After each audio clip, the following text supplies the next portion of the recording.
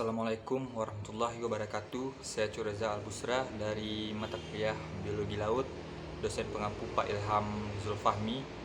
Jadi pada hari ini saya akan menjelaskan mengenai tentang dance of water, ocean current. Jadi pertama-tama yang ingin saya jelaskan adalah arus laut ini atau ocean current ini, dia panjangnya itu bisa ribuan kilometer. Dan terkadang ada juga dengan arus selebar 200 km yang mana arus tersebut berasal dari dekat ekuator dan mengalir menuju kutub yang disebut dengan arus hangat.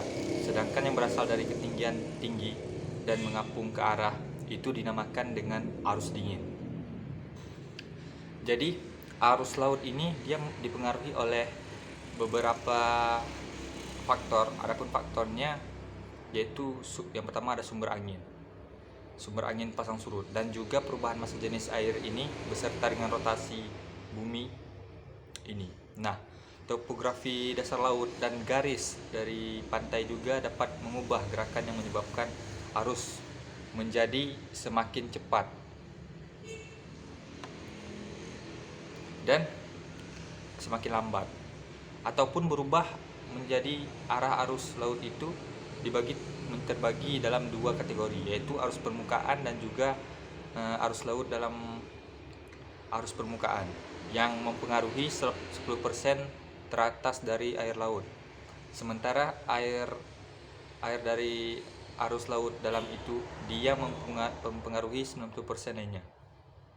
Jadi meskipun keduanya itu berbeda, akan tetapi arus permukaan laut dan arus laut dalam ini merupakan saling mempengaruhi sehingga menjadi suatu gerakan yang rumit, yang mana dapat membuat seluruh lautan terus bergerak kemudian di dekat di tepi laut. Arus permukaan digerakkan oleh angin dan pasang surut, yang mana ia akan menarik bolak-balik saat permukaan air turun dan naik. Sedangkan di lautan terbuka, angin merupakan kekuatan utama dari arus permukaan. Saat angin bertiup di atas laut, ia akan menarik ke lapisan yang paling atas bersamanya. Kemudian selanjutnya dia akan menarik lapisan yang berada di bawahnya dan lapisan yang berada di bawahnya secara terus-menerus. Nah, air yang memiliki kedalaman 400 meter sekalipun masih dipengaruhi oleh hembusan angin di permukaan laut. Seperti contoh, jika kita memperkecil layar untuk melihat pola arus permukaan di seluruh bumi ini, maka akan dapat melihat bahwa mereka membentuk suatu lingkaran besar. Menjadi lingkaran besar itu dinamakan dengan pilin, yang mana pilin itu bergerak searah jarum jam di belahan bumi utara dan akan bergerak berlawanan arah jarum jam di belahan bumi selatan. Mengapa hal demikian itu terjadi? Jadi hal yang demikian ini dapat terjadi karena disebabkan adanya rotasi bumi, yang mana rotasi bumi ini dia akan mempengaruhi angin yang kemudian menimbulkan arus. Namun jika bumi tidak berotasi, air dan udara hanya akan melakukan antara daerah dan tekanan rendah. Nah, jika bumi tidak berotasi dengan air dan udara hanya akan melakukan antara daerah tekanan rendah khatulistiwa ke kutub utara dan daerah tekanan tinggi di kutub. Akan tetapi saat bumi berputar dari khatulistiwa ke kutub utara ini, dia akan dibelokkan ke arah timur dan udara yang bergerak ke bawah akan dibelokkan ke arah barat. Selanjutnya mulai identik yang terjadi di belahan bumi bagian selatan membentuk pola seperti lingkaran di sekitar cekungan samudra. Peristiwa tersebut dinamakan dengan efek Coriolis. Selanjutnya, arus dapat membantu mendistribusikan suhu panas ke seluruh dunia, namun tidak seperti arus permukaan.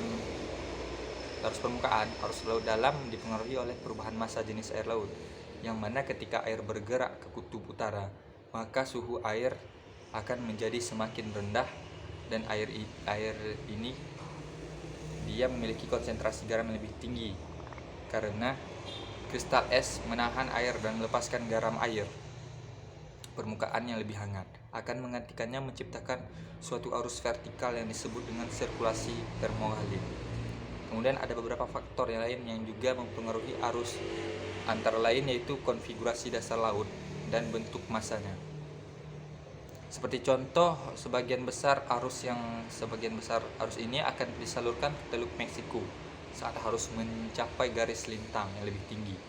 Mereka ini akan bergerak melintasi lautan dan berbelok ke arah kanan tepi barat benua. Jadi harus di setiap samudra itu ataupun benua maupun lautan, mereka itu memiliki arus yang berbeda-beda.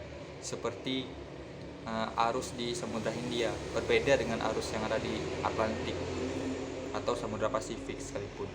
Itu dipengaruhi karena sifat lautnya juga yang tertutup. Jadi hanya inilah yang dapat saya sampaikan, ringkasan atau rangkuman mengenai ocean current ini. Jika ada kekurangan mohon dimaafkan. Wabillahi taufiq wal hidayah. Wassalamualaikum warahmatullahi wabarakatuh.